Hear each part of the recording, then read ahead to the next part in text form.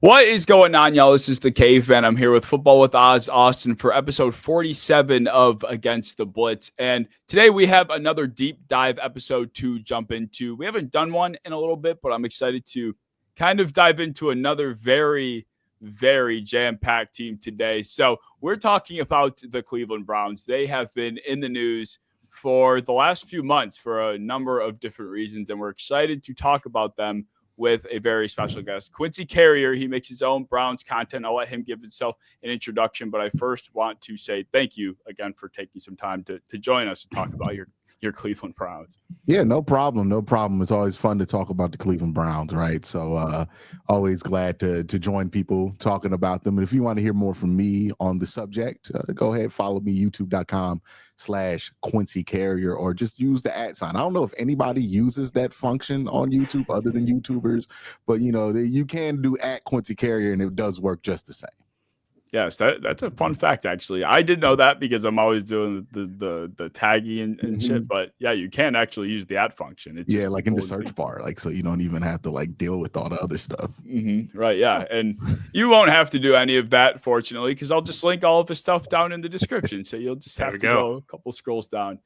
But yeah, Austin, why don't you kind of take us into the land of Cleveland and what's been going on for poor Browns fans like Quincy here over these last few months. Yeah, I mean, the way we've been doing it was we kind of took a handful of time per position to kind of go over each move individually. But there's so much that happened with the Browns this offseason that we're kind of keeping it time conservative. So I'm going to ask, one question that a lot of people are kind of wondering about each position. And we're going to try and answer it in a concise, 2 minutes or less style. But first question I got to ask, we're going to start with the quarterbacks. There's a possibility of 4 different guys at any point that we could see on the football field. But as a fan, which quarterback do you want to see the most on the football field? I think obviously Shedeur Sanders, just because he's the guy you have the most questions about, and like the most hope for as far as what his potential can be, right? Dylan Gabriel at 5'11", I have my concerns about just how good of an NFL quarterback you can be when you don't have an extraordinarily exceptional athletic skill at that height, right? Like we could talk about Mike Vick wasn't tall, or Kyler Murray ain't tall, or Bryce Young, but he's not the athlete that Kyler Murray and Mike Vick were, and he's not Bryce Young in college. He was pretty good in college, but Bryce Young, one of the best college quarterbacks we ever seen.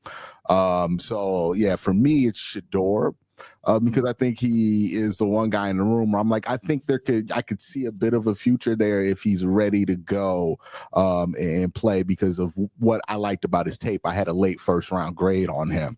So if you're asking me there, it's definitely not going to be Kenny Pickett, right? Please God, no. In Dylan Gabriel, we'll see what that looks like. Seems like the coaching staff seems pretty excited about him.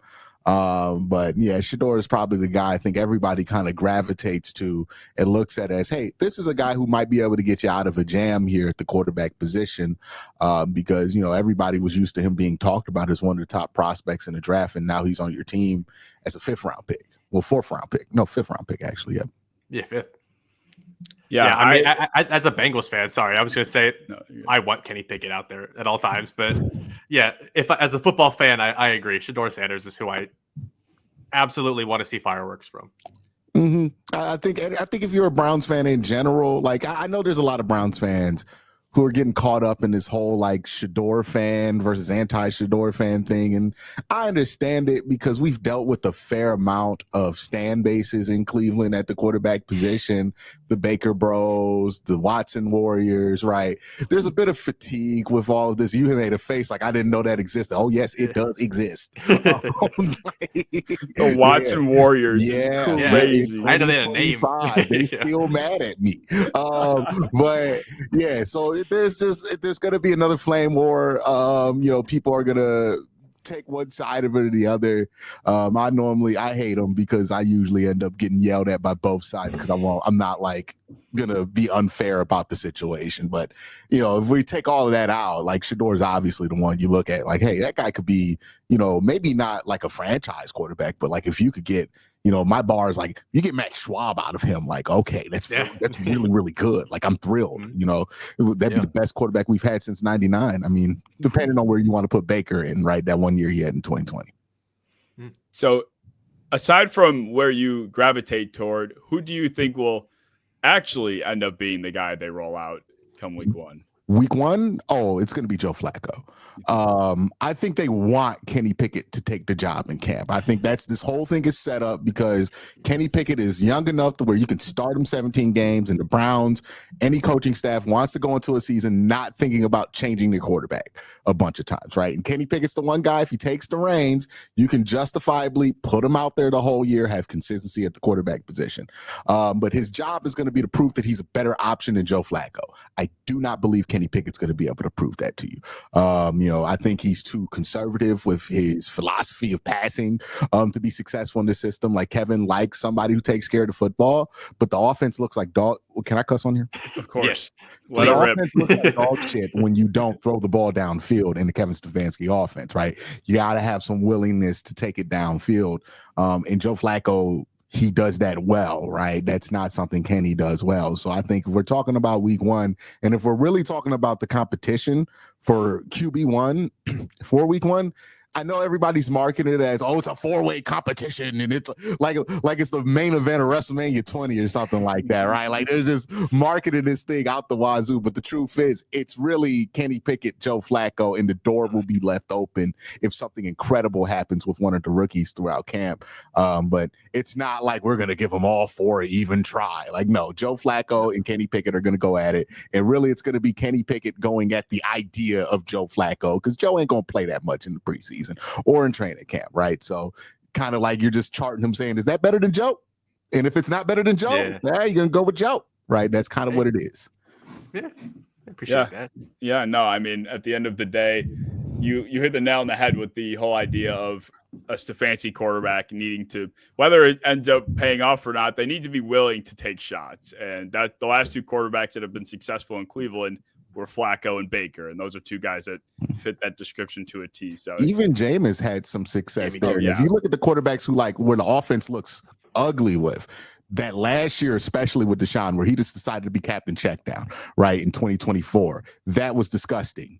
Everything we've seen with DTR, right? Like, it's when quarterbacks get in there and get scared to make a turnover is usually when you see bad quarterback play. Even as bad as PJ Walker was, you were able to win with him because he was willing to take shots downfield, ill-advised at times, but still willing to take those shots downfield.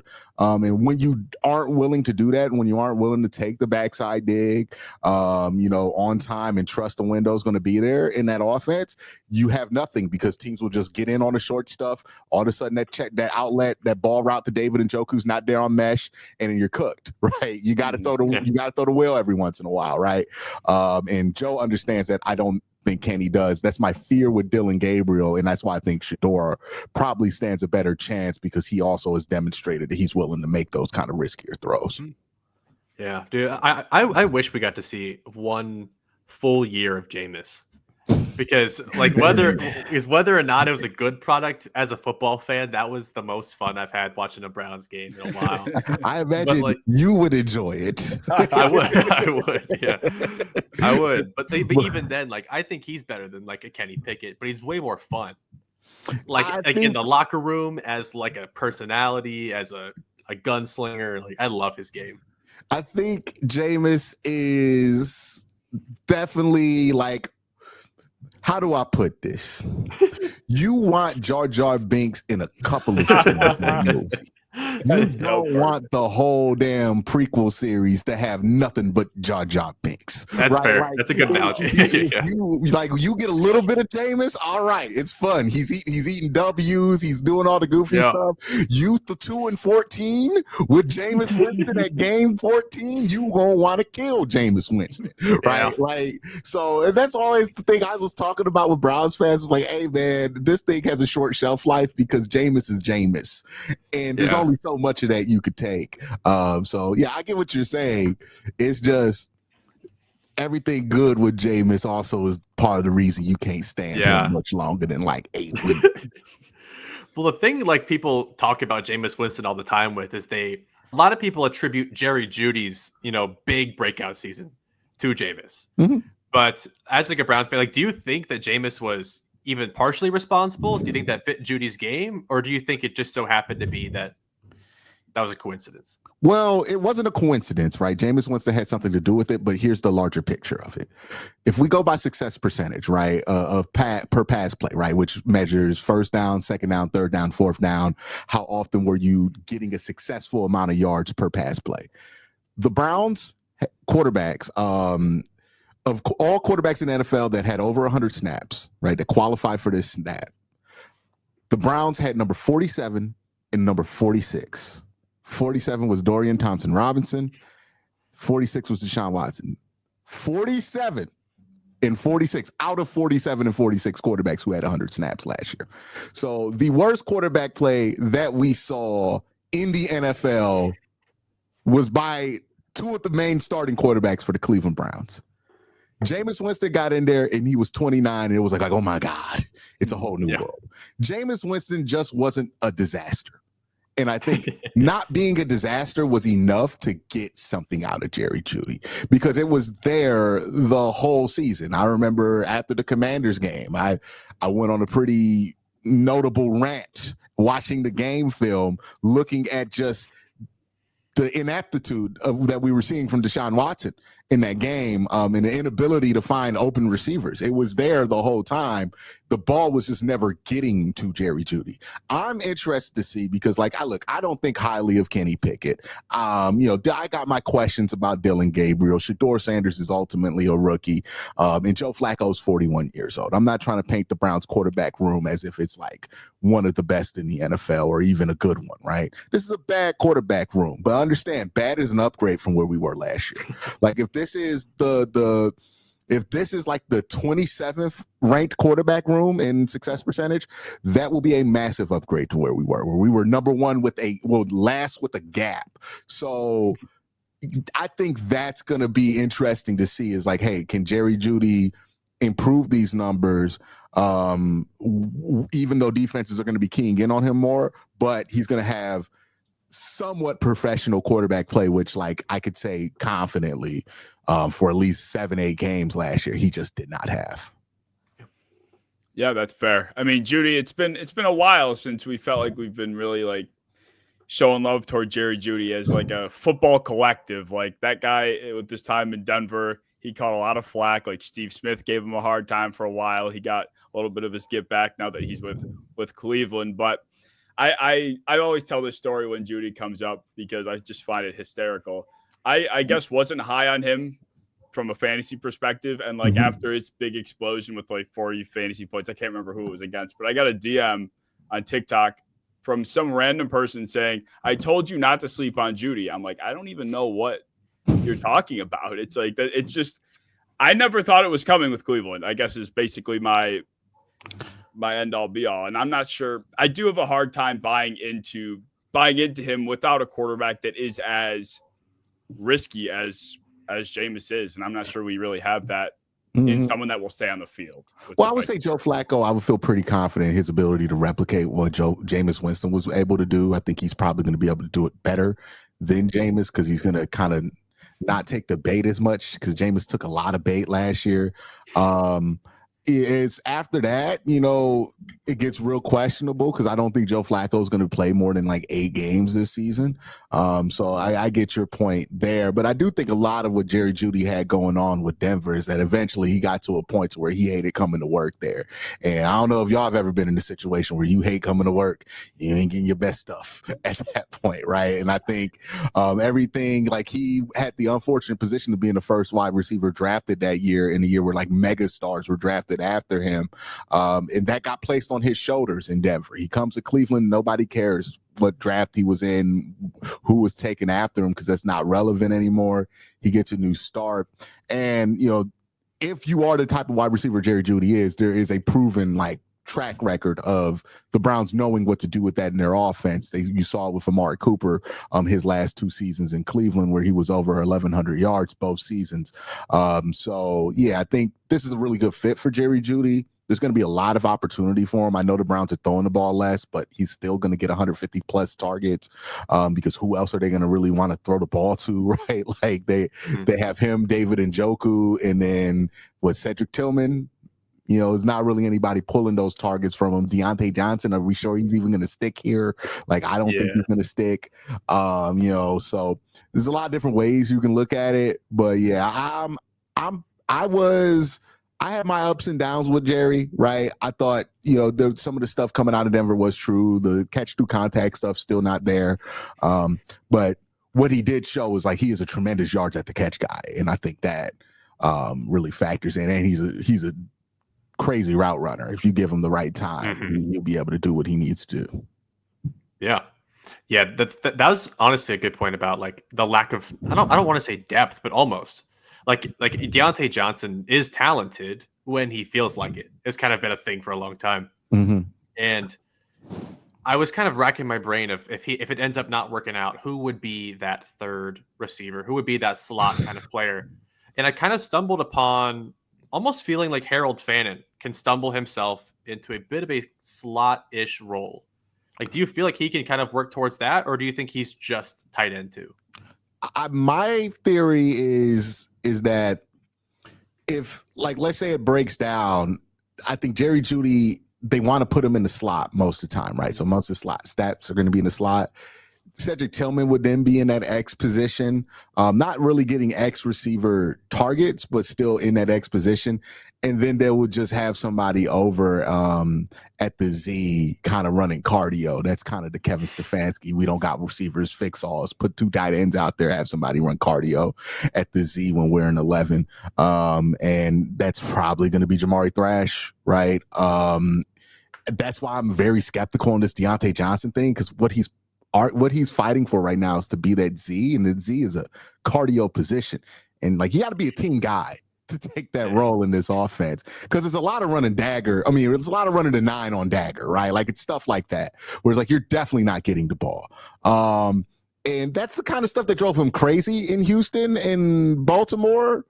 So like, I'm not sure if that's going to be like he's going to be okay with that the whole season. Like, I have to see it from him before I believe it. Yeah, I have no belief that this is going to go any differently than his last two stints. I mean, he didn't enter the game in Baltimore because it was like 42 degrees, and now he's in Cleveland where you're going to be dealing with the same kind of stuff. It's like, well, what more are you looking for here? I don't know what. To be fair to him, I think the 42 degrees was the excuse, right? I just think he didn't go in the game because he ain't want to, right? Yeah. Which is the bigger problem. I would almost rather him say that, honestly. I think the cold weather is probably even worse thing to try and pass. He was in Pittsburgh for his whole career. Like, he played in Michigan, right? Like in the MAC, right, where they go play Buffalo every once in a while. Like, so the cold weather thing's like a hilarious like cover for what he was doing. He didn't want to get in the game there. And the reason he's not going to come out and say it is that, like, there's a lot of things that can happen outside the football field that unfortunately to some fans don't affect their ability to play football. Insubordination to the coaching staff, that will get you traded 4 times, even if you're a former Pro Bowler. And that's what his resume screams of is, oh, this guy's not going to do what you ask him to do. He didn't do it in Carolina. He went to Baltimore. He didn't do it in Baltimore. He went to Houston. Clearly didn't do it in Houston. Came back to Baltimore, and they were like, you know what? We don't trust him. We're going to cut him again. Yeah, that what a roller coaster, because it kind of just came out of nowhere with him. Like, he seemed like an even keel guy, at least as far as I ever knew. And then he left Pittsburgh, had a few blow up games in Carolina, and then all of a sudden he's never stuck since. Anyway. I would say the day that Pittsburgh decided to trade him and deal with George Pickens instead was the day I knew something was up, right? Because Mike don't trade them wide receivers for no reason. And usually when he traded you them, it's not going to work out. Like what, Chase Claypool, Antonio Brown for the Raiders, right? Like you go down the list, right? Martavis Bryant, the Raiders fell for it twice. So like when Mike Brown trades you a wide receiver, there's something up with that dude. And when they were like, when I was hearing from people in Pittsburgh that they're more tired of Deontay behind behind the scenes. He was getting fights with his quarterback, apparently getting fights with Kenny Pickett, which is hilarious now. So, like, I knew that they thought he was a bigger problem than George Pickens. I think just George Pickens existing and being the social media problem that he is made it so people never really gave air to what was going on with Deontay, but these issues are new with him, right? Like, this is stuff that has popped up. And again, why I'm just going to sit back and wait and see what happens on this one, because, you know, I know through my life that changes of that magnitude take more than oh shit moment to just switch up and fix, right? Like, usually a multi-year kind of thing for you to figure out just how bad you was messing up. That's fair.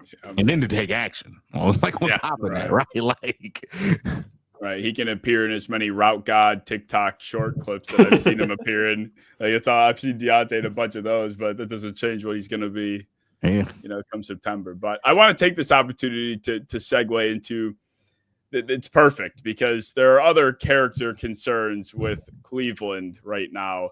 And a big conversation that I even saw you chiming in on, Quincy, was whether or not Andrew Berry has a track record of entertaining players with off the field issues. Over the course of the last few years, he does have a little bit of a rap sheet, if you will, of just bringing in guys that, you know, maybe beat somebody or had a gun, or, you know, now Deontay's case, whatever you want to call that. Do you think there's any truth to this, especially now when it comes to Quinshawn? What are your thoughts on that entire situation too? The Quinshawn thing, I have a bit more of an issue with, like, tying to that larger narrative on Andrew, because it does seem like there was nothing to tell you that this was going to pop up. I know some people were like, he got mad at the sidelines with his teammates before. I'm like, you've never been on the sidelines or near a sideline in a football game ever, because, like, that happens all the time, right? There's always offensive linemen's always getting mad at somebody during a football game, or vice versa, right? So, yeah, there was really not something there to tell you that this was possible, right? It's not like they drafted Mike Green, which the Baltimore Ravens did, who had something on his case, right? Like, this guy had a clean record, as far as we know, right? Now, it might come out that there was more attainable information that could have made the Browns privy to this, and they still decided to ignore it. It wouldn't surprise people, and I think that's the problem there, right? When you trade for Deshaun Watson, knowing everything that he's going through, you lose some benefit of the doubt. When you've had this kind of situation pop up, you know, year and year after, it pops up. And look, Andrew Berry came from, like, the Philadelphia folk, right? And one of the people who, look, they're winning a lot of games. They won back-to-back Super Bowls, so people don't really talk about it. But Andy Reid, if you look at the arrest stats for Andy Reid teams in his career, he is the most egregious of this all, right? Like, he is the second chance king, right? Like, I think I was looking at some stats from, like, 2020 to 2023. The Chiefs are, like, double the next team on the list. And Andrew has his connections to that, so I imagine that there's some comfort taking a bit of a risk there. I think this is a bit unfortunate, because, like, they went through, you go through the draft and you look at who they drafted, team captains, right? Like, they really tried to avoid this popping up this year. Like, they took Mason Graham, right? They could have taken Mike Green, right? Where everybody was like, the Browns could use another edge rusher with Miles and all that stuff. They didn't take Mike Green. They went after Quinshawn. He had a clean record. People thought highly of him, right? Spoke very well in his interviews. Carson Schlesinger, another team captain, guy who's been there a while. Coaches speak highly. They took Dylan Gabriel, of all people, right? Like, they really tried to, like, make a directional change with this draft class, and this kind of just surprised them. So we'll see if Andrew Berry is going to deserve credit for correcting course over the next couple of years. This situation, I think, is a bit more of a surprise on them. And if we're looking at the stuff before, like Perion Winfrey, that was more avoidable, we found out, than what originally popped up, right? In obviously Deshaun Watson was extremely avoidable, right?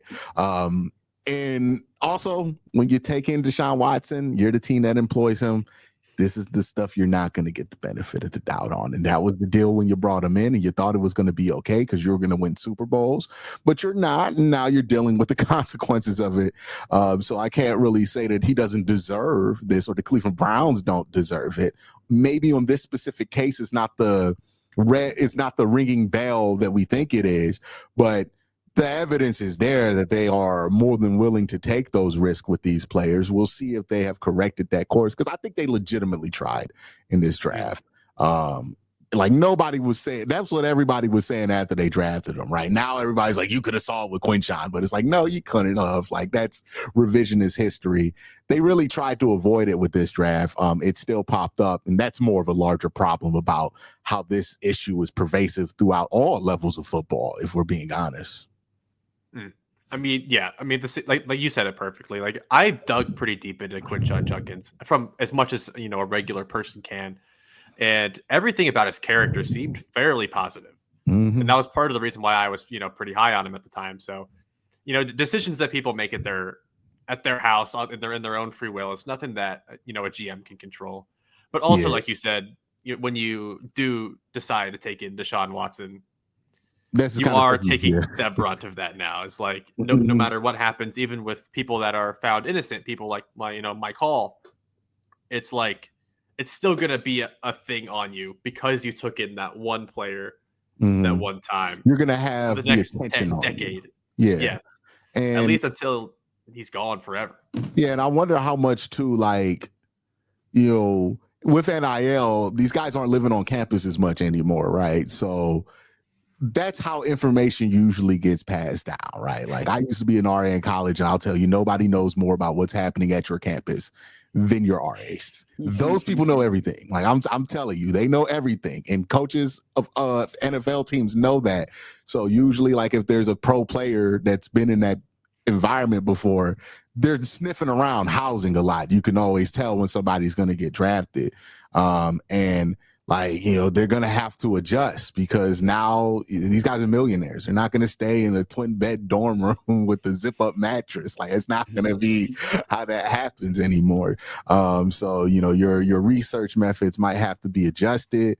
But also it's like, this isn't the Minority Report. You can't just tell, right? Like, at some point we just got to accept that people are complex and sometimes could be really cool when you see them, be cool 95% of the time, but maybe the 5% of the time they behave in a very problematic way. And you're not privy to that. And that's nothing you would have been able to be privy to. And I think that's kind of what we're dealing with this Quinshon thing. Yeah, absolutely. And that, of course, has brought up another slew of problems because he is one of 30 second rounders that haven't signed a contract. And now the guaranteed money thing really becomes an interesting whirlwind. I wonder if the Browns I feel like they haven't taken an opportunity in the past to make a stand against these kinds of things in some way. I wonder if they maybe in some way use this as a leveraging tool against Quinshon. Like, hey, we can't trust you, so we can't give you these guarantees. I would expect the Browns to operate in good faith because they're also going to want that return by Quinshon by the end of his contract, right? He plays running back, right? So you're going to want to keep that number low. And if you want to keep that number low, you have to have a really good relationship with him.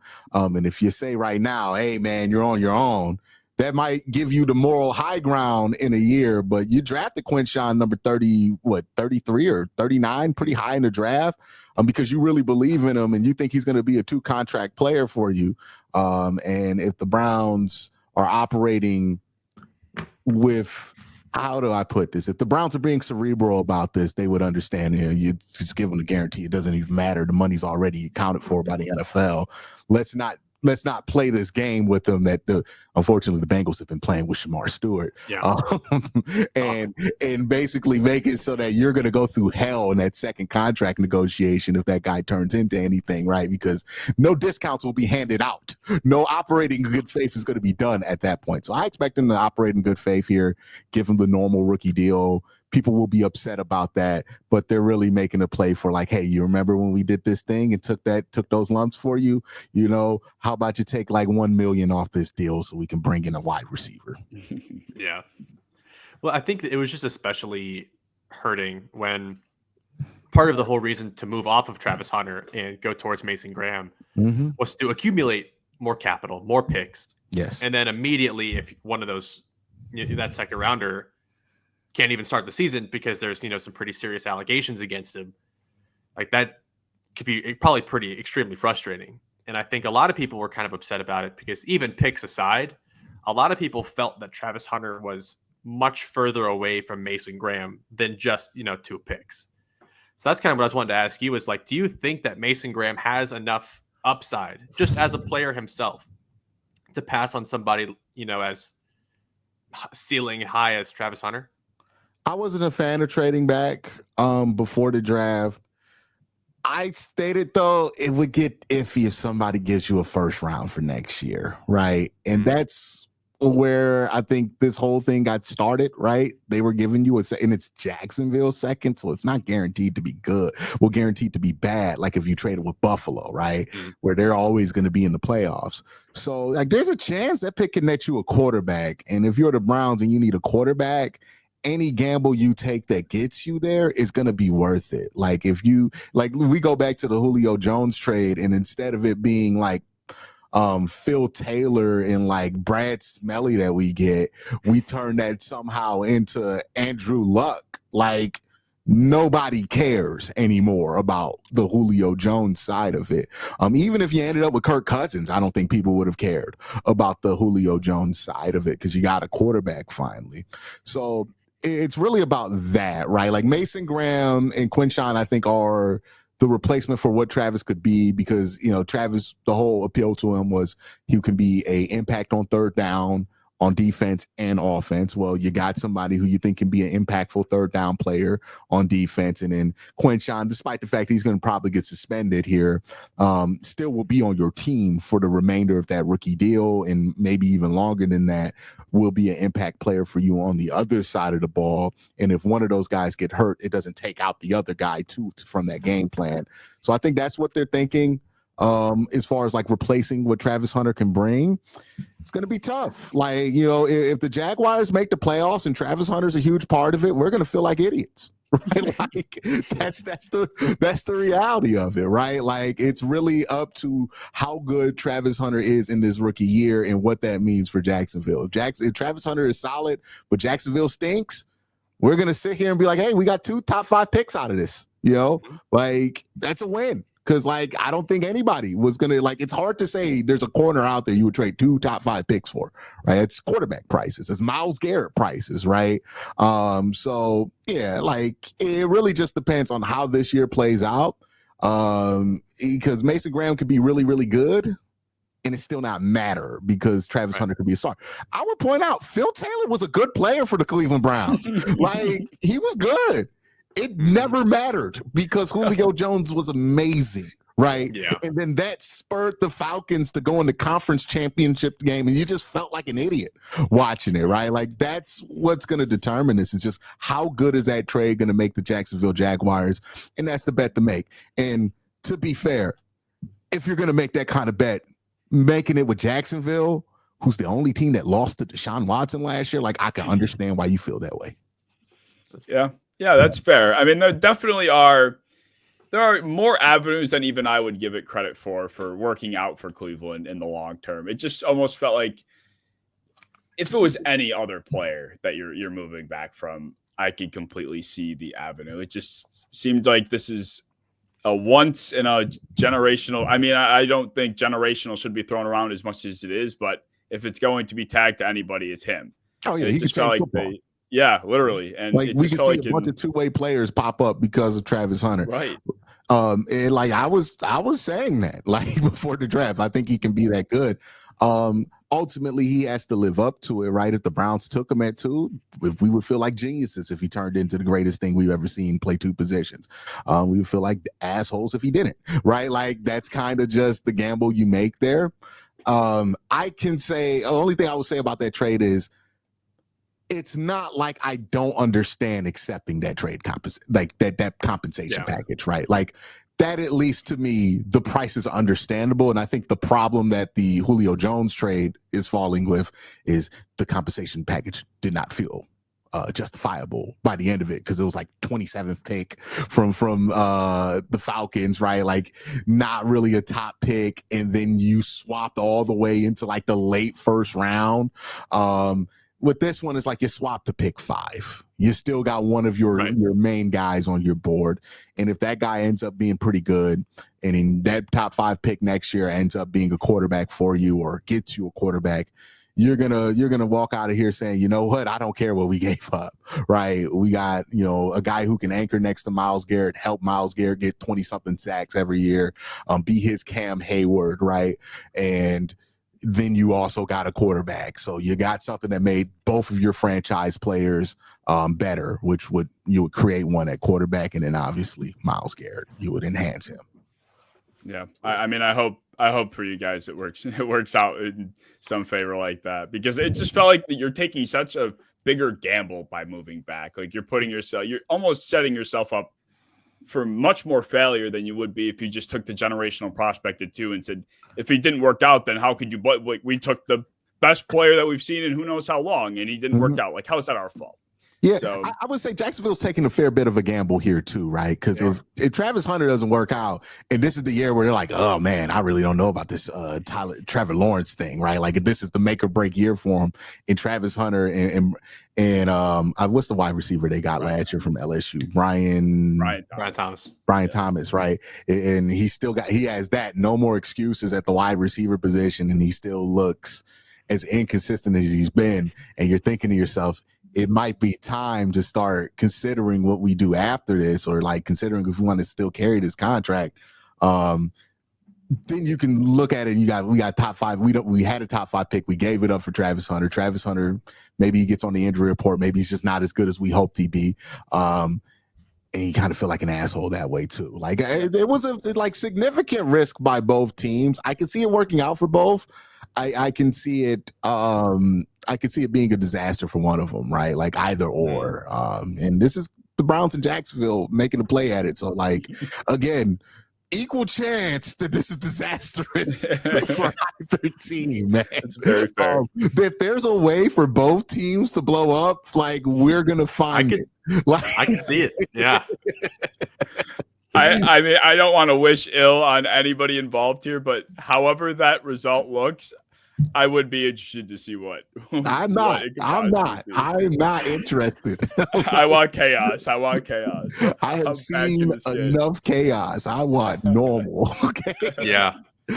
Well, honestly, I feel like that's what they did with their other second round pick, Carson Schlesinger. Like, you couldn't get like less of a safe prospect. When you're talking about a linebacker prospect, like usually somebody taken that high is like an RAS warrior, somebody that, is a 5-star recruit, went to Georgia, and you're just counting on them becoming a good football player. Yeah, 10 they were already an athlete. 4.340, Yes, exactly. like you're getting Reuben Foster, you're getting one of these guys, you're hoping that they become something. But Carson Schlesinger was kind of the opposite. Like he's been a really, really good football player, but he came in as a walk-on at like 214 pounds and has became a bit of a beast. So like, I honestly feel he was one of my favorite prospects in the whole draft. So as an opposing fan, like I am almost upset you guys got him, because that was a great move.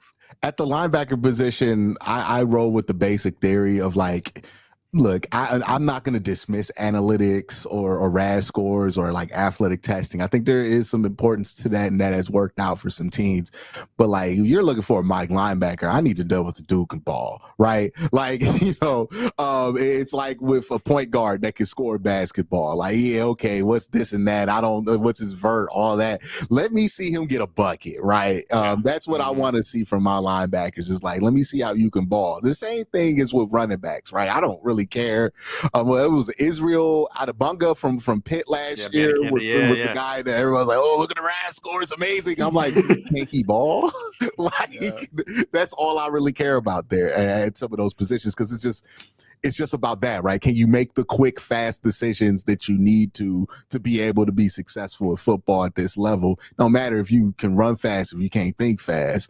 And that's the thing I like a lot about Carson Schlesinger. His eyes are phenomenal, right? Like, he has really good eyes, and he has a real good ability to be just as fast physically as he's processing it. And like, even with somebody like JOK, who I thought was really smart, there'd be times where JOK's body was faster than like his mind was, right? With Carson, it's like he kind of plays the game at half speed, but he's moving just as fast as anybody out there. It just feels like he's moving slower because he's just thinking, he knows exactly what he's going to do when he does it. He needs to get a little bit more powerful. I think that's the one thing he can add. But what linebacker in college going to the NFL doesn't need to get more powerful? The upside is what he's like 6'3", right? Like, so big frame on this guy, traditional linebacking frame. And then Jason Tarver, I believe, is one of the best linebacking coaches in all of football. You look at what he's done. I mean, he got good play out of BJ Goodson one year, right? Like, was bringing Reggie Ragland off the street. Devin Bush has had a renaissance with Cleveland. Like, you look at it, he's like the number 12 linebacker on Pro Football Focus. Devin Bush, who I saw be horrific in Seattle and Pittsburgh. So Tarver is really good coach. He saw a lot that he loved in this guy. I think that's going to be a successful pick for him. Yeah. I mean, I had some kind of prediction somewhere where I think that he will be top 10 in the NFL in tackles his rookie season, because that is just who he is. He is a volume player. He is involved in every single play he possibly can. You will never catch him taking a play off.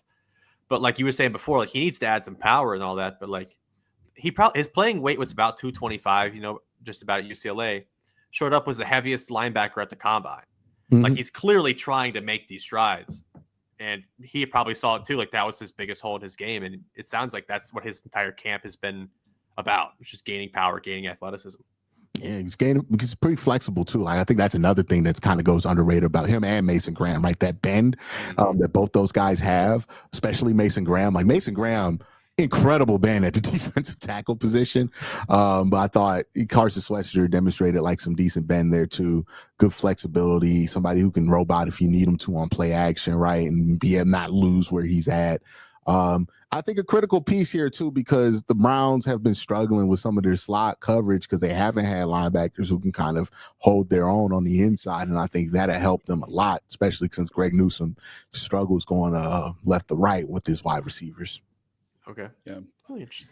You make a very good point. Like, in terms of positions that need to process as fast as, I mean, no one probably has to process as fast as a quarterback, but almost as fast. Linebackers or running backs are exactly that. Like, they are having to read and understand and take in split-second actions that are occurring right in front of them. And we talk about, running backs, to your point, is a very big one too. It's like we get very enamored by how athletic these guys are. But like you said, if they can't make a decision, if they can't guess right, then it doesn't matter how fast they can get to one sideline to the other. So it's, I think, can you hoop or not, right? Like, good instincts or not, right? Like, some people got the good instincts, some people don't. I don't know how it happens, but some people they can hoop. You watch them and go hooper, right? And that doesn't mean every hooper is like 100% going to be a not bust in the NFL. Like, some guys just aren't that good in the NFL because they're not as athletic as you need to be, or as quick as you need to be, or maybe the game just changes for them.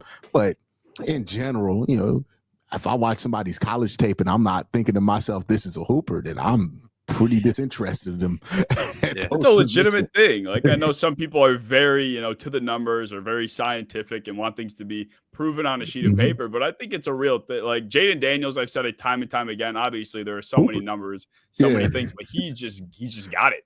The guy's ice cold, and I love that. Flips around, lands forward with his feet, gets the first down. Like, that's just hooper stuff, right? Like, you can't really teach that kind of thing. And I like to always put it like this when it comes to evaluating people. Football is 50-50. It's 50% of science, it's 50% of art. And you got to be at peace with both of that, right? You got to look at the numbers and take the numbers seriously. But the art of it is the art of it, right? You don't ever want to go full Johnny Manziel, but you also don't want to go full Robo. What's the Robo quarterback's name? Because I think it was Johnny too. But You don't want to go full robo quarterback either, right? Like you don't want to just take this thing up to science and think you could just coach it to oblivion and make it work. You gotta work with both parts of it in order for it to be what you need it to be. And that's one of those things. Some positions, defensive line is another one. Was like, does this guy like to fight? Right? Like offensive line is another one. Like you could be big, long, all that stuff. I remember a big fella. He plays for the Ravens now. He was on Minnesota in college. And I remember watching him get bull rushed by Majay Sanders. And I'm like, you don't want it. Like, I'm not disinterested at that. The weight point. difference between those two is like 100 pounds. Like, like legit. That's crazy. And that was like fresh out of college, Majay Sanders, right?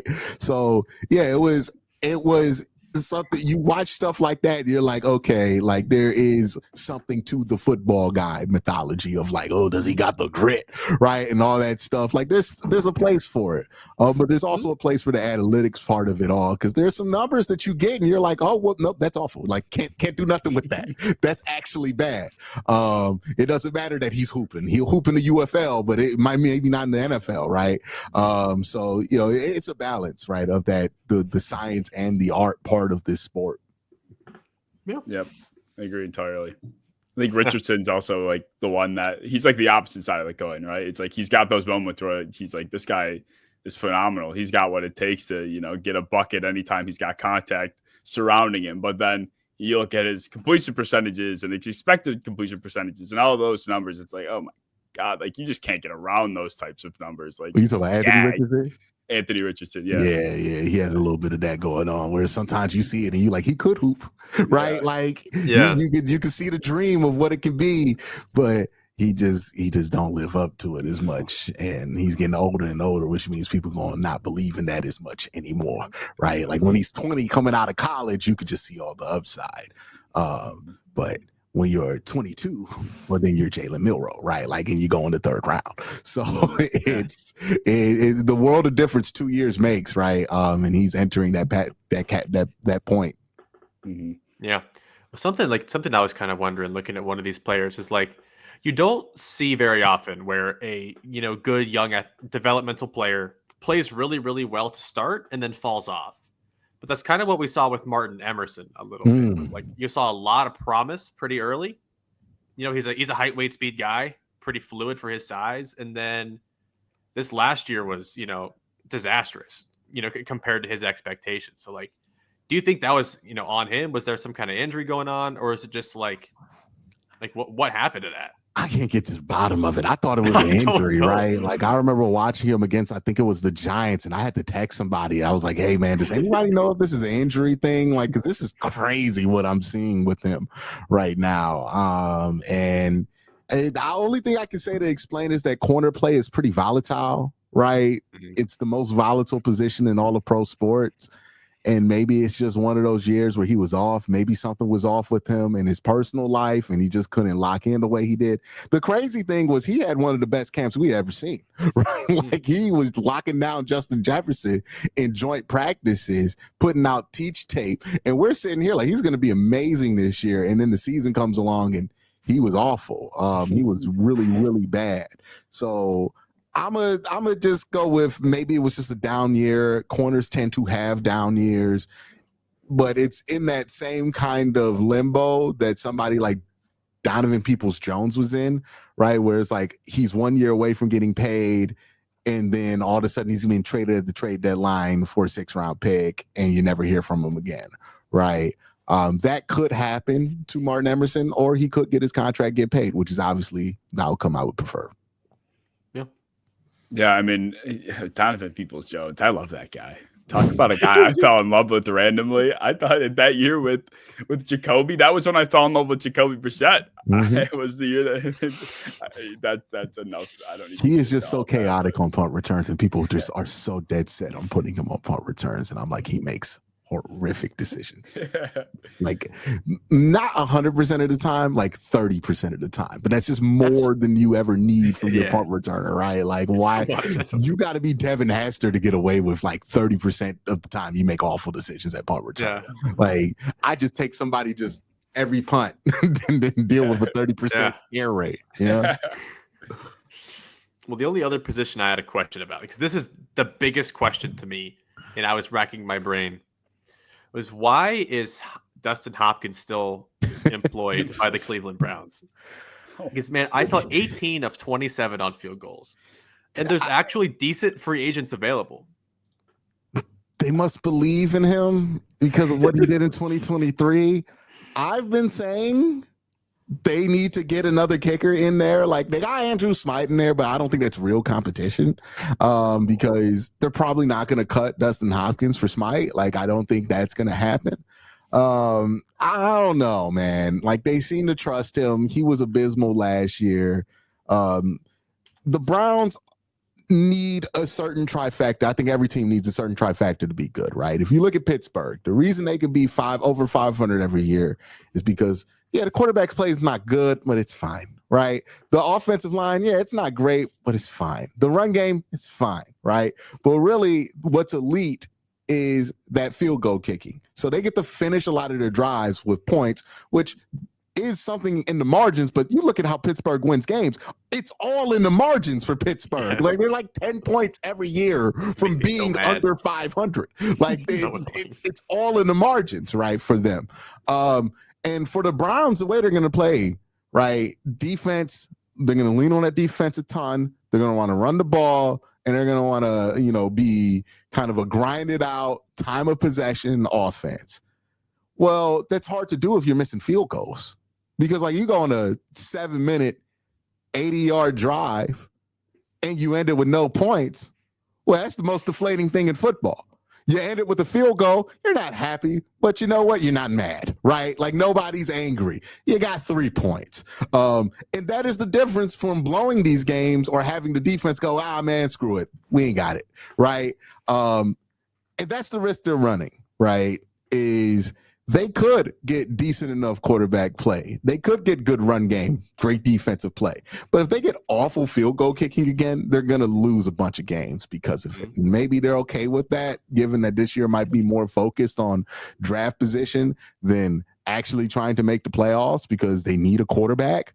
But, if we're trying to operate in good faith, assuming that the Browns are trying to win games, then, that field goal kicking, I think you're really gambling on what's going to be an important part of this team. Yeah. I think I tweeted on like 4 or 5 different occasions, why is Dustin Hopkins still on the Browns? Why is he still employed, period? I mean, it's not even like he's one of these like Mason Crosby tenure type players where he's been around the team for a long time and he's a fan favorite. He's done them good for a while. And, they want to give him as much of the benefit of the doubt as possible.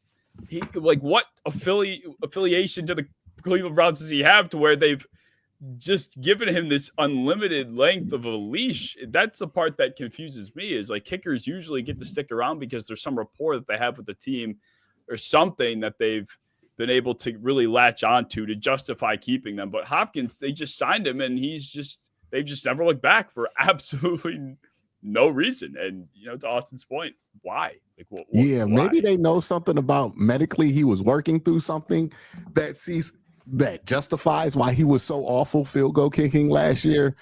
I don't know. I'm not a big fan of it either. That's kind of one of the things that you get with Andrew Berry and Kevin Stefanski, right? And it's kind of what I'm willing to accept given the history of the Cleveland Browns. They are willing to stick it out, right? Like they're gonna stick with their guys. And sometimes that ends up being pretty good for the Cleveland Browns.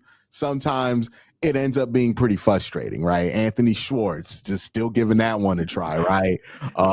After a couple of years. But we were in the same place that we were with them with David Njoku after like his second and third year, right?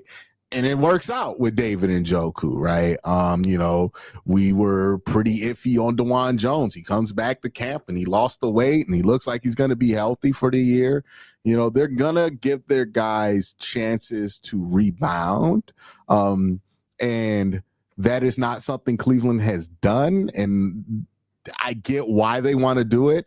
There's just going to be some cases that pop up where you're like, oh, yeah, I usually like that when it's a guy I like. But when it's somebody I think should be gone, it's a bit of a harder pill to swallow. And this is just one of those where I'm like, they're doing a thing. I wish they weren't, but they're doing the thing. I guess it applies to kicker. And to be fair, they gave Cade York a lot of room before they cut him finally, right? Like, and maybe this happens to that's how Dustin Hopkins ended up here, where like Cade York was given the whole offseason, given the whole preseason, and was still missing kicks. And they were like, all right, let's just go get somebody else. Maybe that's their mindset is push come to shove. If he looks awful in training camp and he looks awful in preseason, we can just trade for it's Cairo Santos. He's a guy that's always available, right? Like it's one of these guys who's always like barely losing a kicking competition. Just go get that guy, right? Like, and maybe to get Melvin Peavis or somebody like that and just roll that in there. But yeah, they're doing the thing. I don't like it when they do the thing, but they have proven that if it gets bad enough, they'll abort the mission and just do something that makes sense. Yeah, every like red zone alert was, the Browns got down to the 11 and Hopkins missed a 25-yard kick again. It's like, it was crazy. It was like specifically the short ones he was missing. Yes. It was like insane. The long ones he was fine with, right? Yes. Like I think his average was like one of the best in the league. It was like the sub 40 ones where you expect somebody to go 99 and above, and he was like shanking them left and right, and you're like, why are you 75% on these? Mm-hmm. Right. There's nothing worse than like putting your drink down, like getting up to go to the bathroom at the end of the drive, and then you turn your head as you're walking over there, and you're like, you fucking missed that?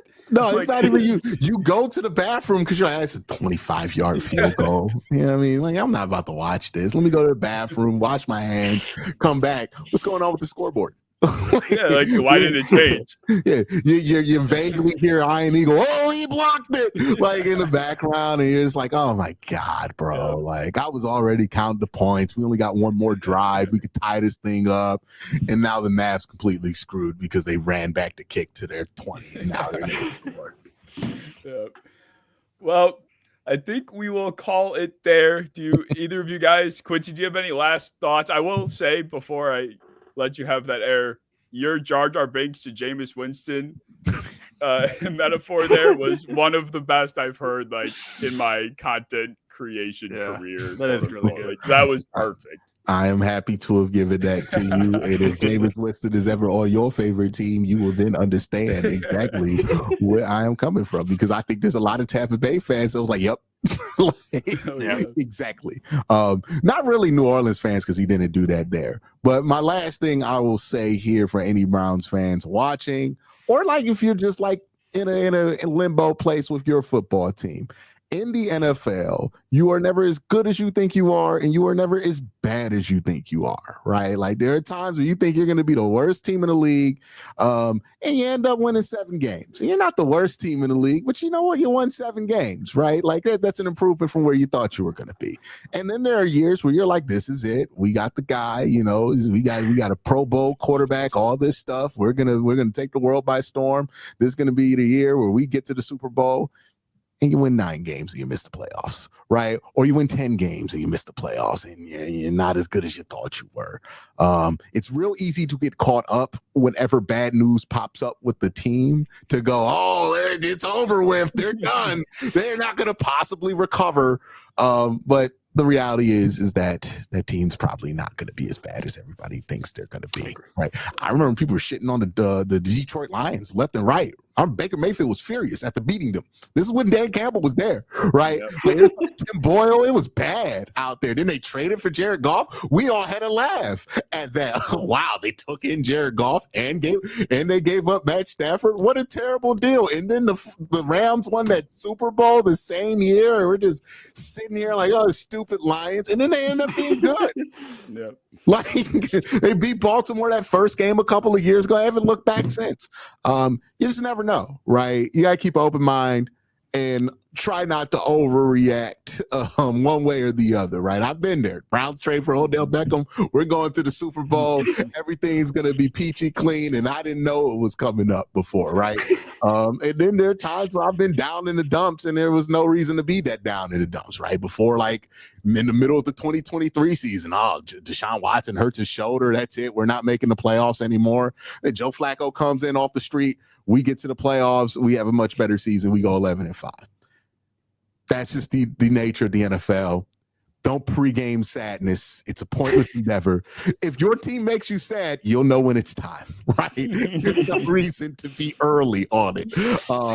And that's kind of the way I look at it. But that's my last thing I'll say as I head out. That's perfect. Yes, there's no reason to pregame sadness. That's a good I know, right? Like if your team lose, you got the rest of your life to be mad about that game. What you need to be 3 hours early? Oh, we're gonna lose. I can feel it. Just wait. Right. Just wait. You want to be early for sadness? I don't understand it. Oh, man. It's not gonna make the sad less sad. Like, right. I'm just preparing myself for it. You're gonna be just as sad after he misses the field goal than you were before it. Like, you're probably gonna be more sad after you know it happened. So what do you prepare yourself for? Right? Like, yeah, I mean, I know that all too well as a Bills fan going against the Chiefs in these playoff games. It's like we all know the attitude we have. It's like, oh, great, we know how this storybook ends. But it's hey, like, look, you just got to go into it. This is the time we're gonna win until it ain't. Right. Exactly. Or else what you doing it for, right? Like, I don't know if you lived through those 5 Super Bowl failures, but like I bet every time Buffalo fans are like, this is the time. Yep. This is the time. Until it wasn't. But hey, it's the only way you got. It's the only option you really got. Because what are you gonna do? Be sad about it before it happens? So you get 24 hours in advance on everybody else? There's no point in that. Like, that's not fun, So just understand that and enjoy the ride. And like with my guy here, he's a Bengals fan. He already knows, it's gonna be fun till it's not. Yep. Yeah, he's not pre-gaming the sadness he's gonna have when they don't decide to pay certain people. Like, he's like, you know what, we got him right now. Exactly. Yeah, just get your 10 wins and go home. Yeah, let's see what we could do. Joe Flacco in the playoffs. I mean, not Joe Flacco. Joe Burrow in the playoffs. Anything can happen, right? Yeah. Gotta do what you gotta do. I'll keep that in mind as long as Joey Bosa walks on the field. If he doesn't, then I might lose my absolute shit. But we do have to wrap it up here. Quincy, once again, this was a fantastic conversation. So thank you for taking time. All of his social medias will be down in the description below. Highly, highly, highly, highly recommend you check it out. All of his stuff, well worth the follow. But as always, if you guys enjoyed, like, comment, share, subscribe, and we will see you in episode 48.